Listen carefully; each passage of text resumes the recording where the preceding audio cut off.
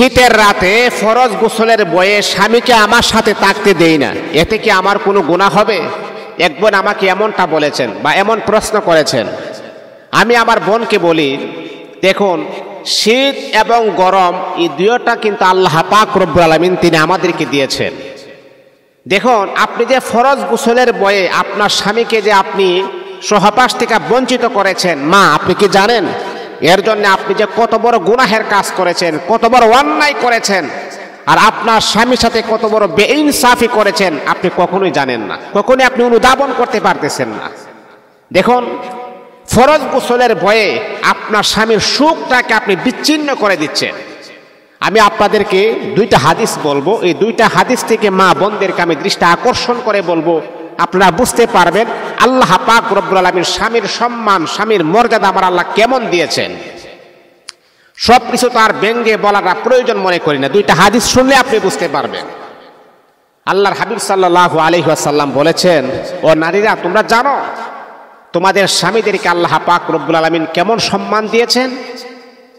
আল্লাহ পাক রব্বুল আলামিনের হুকুম পালন করার পরে, আল্লাহ পাক রব্বুল আলামিনের হুকুম আহকাম পালন করার পরে যদি সেজদা করার কোনো বিধান থাকতো তাহলে আল্লাহ পাক নারীদেরকে বলতেন তোমরা তোমাদের স্বামীদের পায়ে সেজদা করো। আল্লাহু আকবার, আল্লাহু আকবার। তাহলে এবার চিন্তা করুন, মা বোনদেরকে আমি বলি আবার চিন্তা করুন স্বামীদেরকে আমার রাসূল কতটুকু সম্মান দিয়েছেন আর আমার আল্লাহ কি বলেছেন। আল্লাহর হাবিব বিশ্বনবী বললেন, নারীরা শোনো, যদি দুনিয়ার জমিনের ভিতরে আল্লাহ পাক রব্বুল আলামিন ছাড়া সেজদা করার কোনো বিধান যদি থাকতো তাহলে আল্লাহ পাক রব্বুল আলামিন তিনি বলিয়া দিতেন, দুনিয়ার নারীরা তোমরা তোমাদের স্বামীদের পায়ে তোমরা সেজদা করো।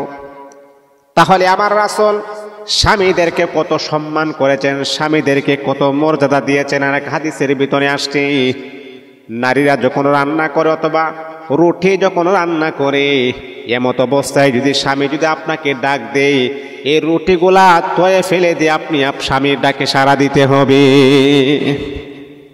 আপনি রুটি রান্না করতেছেন, খাবার রান্না করতেছেন, এমত অবস্থায় যদি আপনি যদি এ রান্না তয়ে যদি আপনি স্বামীর কাছে যান তাহলে আপনার খাবারগুলা নষ্ট হয়ে যাইতে পারে।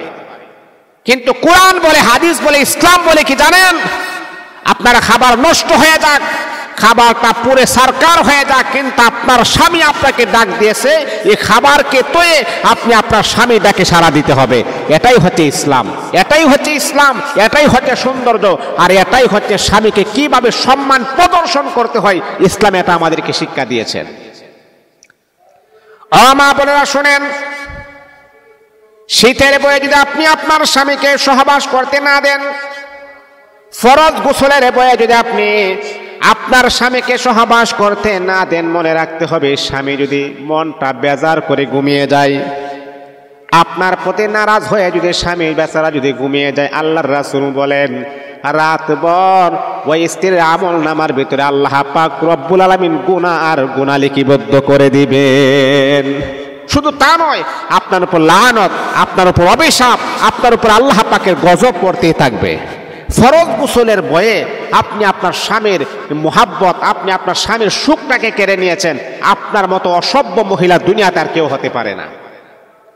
ফরজ গোসল তো করতেই হবে, এটার ভয়ে আপনি কেন আপনার স্বামীকে এই কাজ থেকে বাধা দিচ্ছেন জানেন? এটাতে কত বড় অপরাধ, এটাতে কত বড় নির্লজ্জময় কাজ আপনি জানেন? অনেক নারী আছি আমরা মনে করি যে নামাজ পড়াই ইবাদত, রোজা রাখাই ইবাদত, কোরআন তেলাওয়াত করাই ইবাদত, কিন্তু জানেন না স্বামীর সাথে সহবাস করা এটা যে কত বড় ইম্পর্টেন্ট, কত বড় একটা ইবাদত, এটাও কিন্তু একটা উল্লেখযোগ্য একটা ইবাদত। এই জন্য মা বোনদেরকে আমি বলবো, শীতের রাতে উজু করার বয়ে, ফরজ গোসলের বয়ে স্বামীর সাথে সহবাস করা থেকে বিরত থাকবেন। এটা কিন্তু ইসলাম মানে না। স্বামীর সাথে আপনি বেইনসাফি করেছেন, স্বামীর সাথে আপনি ইনসাফ করতে পারেন নাই, এইভাবে যদি আপনার ইন্তেকাল হয়ে যায় তাহলে মা আপনি সুদা জাহান্নামী হয়ে যাবেন। যদি আল্লাহ পাক রব্বুল আলামিনকে যদি আপনি ভয় করেন, জাহান্নামকে যদি আপনি ভয় করেন, তাহলে এই কাজ কখনো কোনো ঈমানদার নারী এই কাজ করতে পারে না।